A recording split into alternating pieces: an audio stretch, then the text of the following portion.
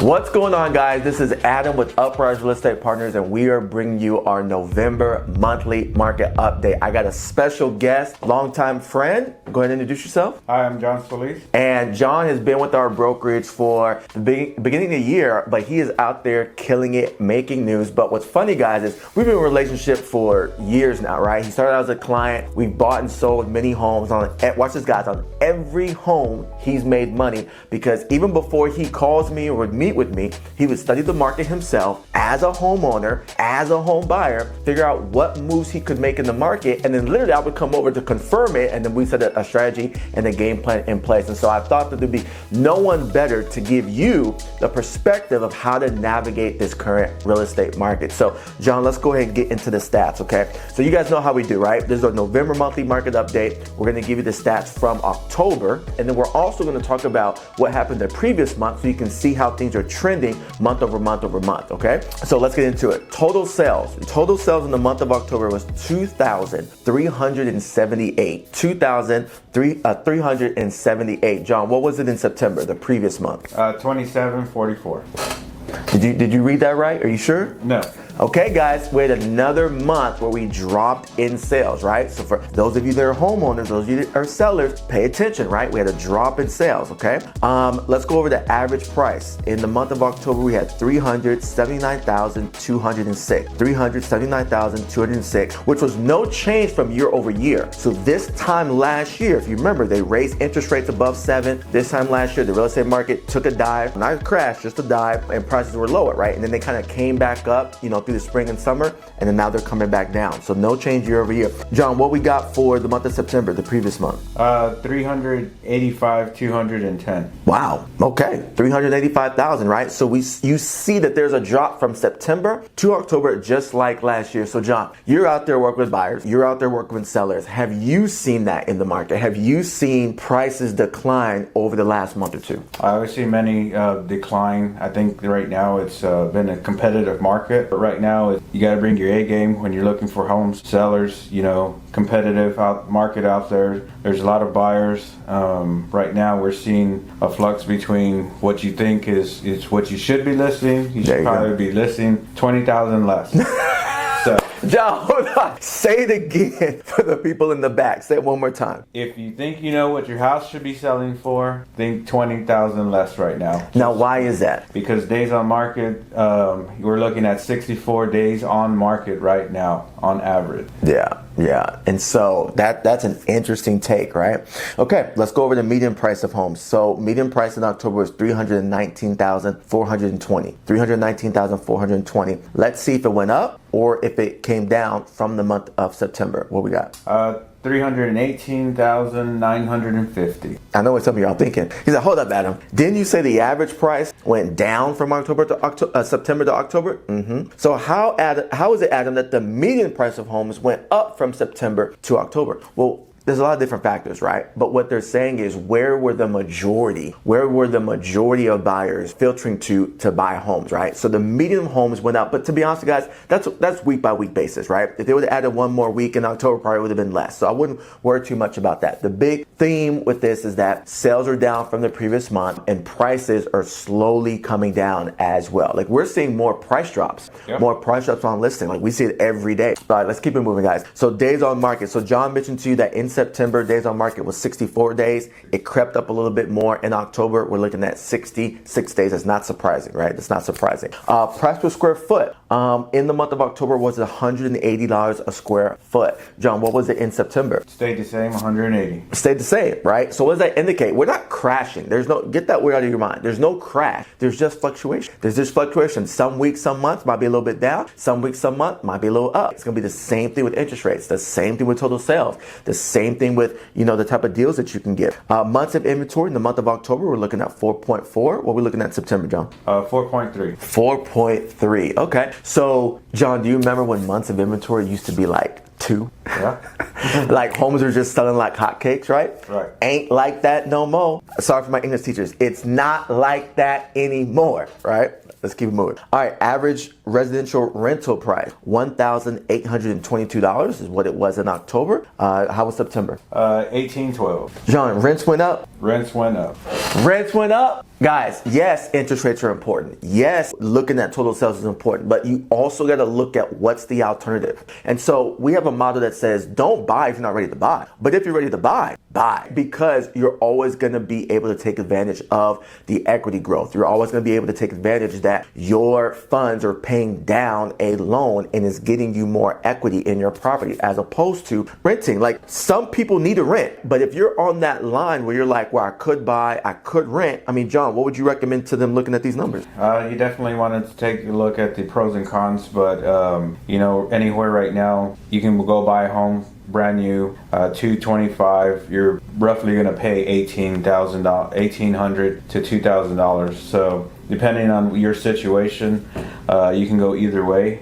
New construction is going to be better rates out there versus pre-owned. So yeah, I would say definitely think about it. But your only difference is about $200 versus getting into a new home right now. Yeah, and so we got to talk about that because, for example, we talked about total sales went down. Well, let's look at new listings. In the month of October, we had 3,833 new listings come on the market. How are we looking for September? It's 48. So we had less homes come on the market in the month of October. Look at active listing, guys. 12,491 for the month of October. How are we looking in September? 12,323. And both of those numbers, in terms of active listings, both in September, both in October, were over a 20% increase from the amount of active listings this time last year, from a year-over-year perspective. And so going back to what John mentioned, where are the opportunities? He was talking about some new homes, right? And so you guys know we're not just gonna give you the stats, right? And to be honest, guys, we know the stats. We're out there in the market. We just want to give you context. But now what we're gonna do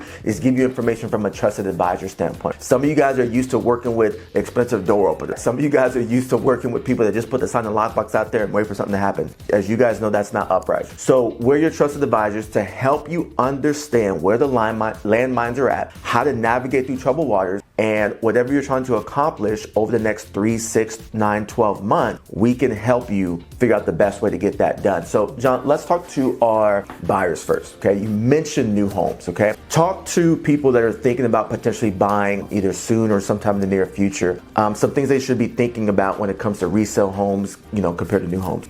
Right now, definitely the thing that I've been talking to with my clients is that a lot of people are nervous as far as high rates go. Right now, I'm seeing that you're not going to beat out new construction home rates because there's more inventory than there is pre-owned homes right now. So that's definitely something that we can get into here in a minute as far as and most people don't even know, John, when we told you the sales, guys, the majority of sales happening right now are new homes. Right. They're not even the resale homes because a lot of sellers don't want to give buyers a so-called deal. But those are the type of deals that are actually moving and happening right now. Right. So that's definitely something for everybody to think about, depending, whether you're chasing, interest rates or you're going for lower cost. And that's definitely something that we can help them, Listen to what he said. If you're looking for lower cost, it's going to be on the resale side.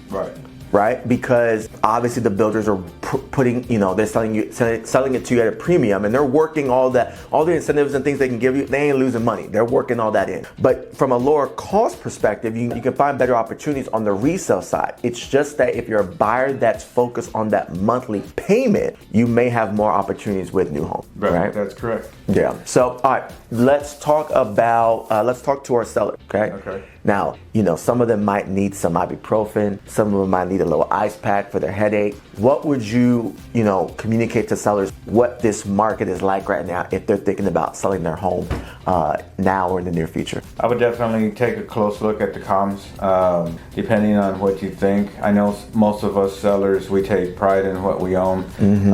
So we definitely price at a certain area. We think. Now, definitely, we advise sellers, You mean sometimes we think we smell better than we? That's right. So right now, it's all about competition, being competitive in the market. Running the numbers. Like I said, I've always joked with people, but it's not a joke. About thinking that you might sell that property $20,000 less. Right. No, that's a good point. And guys, we were talking before the video and we said, this is now how before it was a competitive market for buyers. Now no more. This is a competitive market for sellers. And so the days of being able to say, think about when you try to sell a car, right? Or when you try to sell a tool that you used to use. But you have to compete. You have to say, how does my product stack up to the competition? How does it look? How does it smell? How does it feel?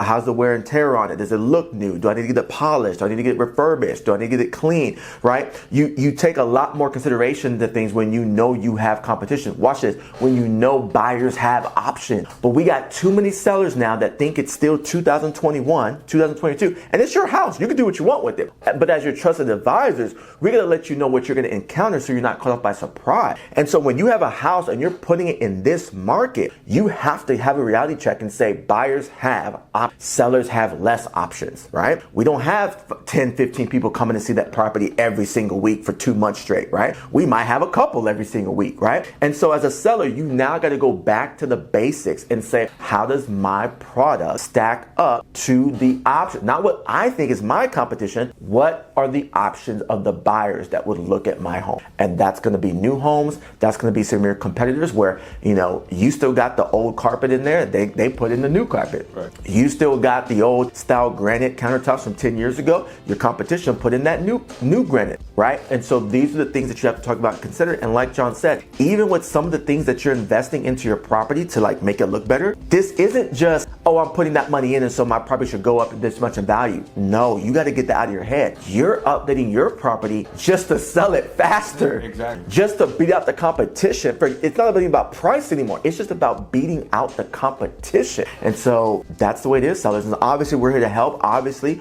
we'll help you scratch that itch. And if you want to test the market, we'll help you test the market. But we're going to set that deadline of saying, if we don't get what you want by a certain time period, it's time to come back to reality, right? All right, John, let's talk to the investors. And you just are literally wrapped up an investor, a deal for an investor. Let's talk to our investor. Definitely for the real estate agent, it's we've been seeing a lot of growth and new investors coming on board. A lot of out-of-state investors, so Texas, watch out. Definitely, we've been moving houses.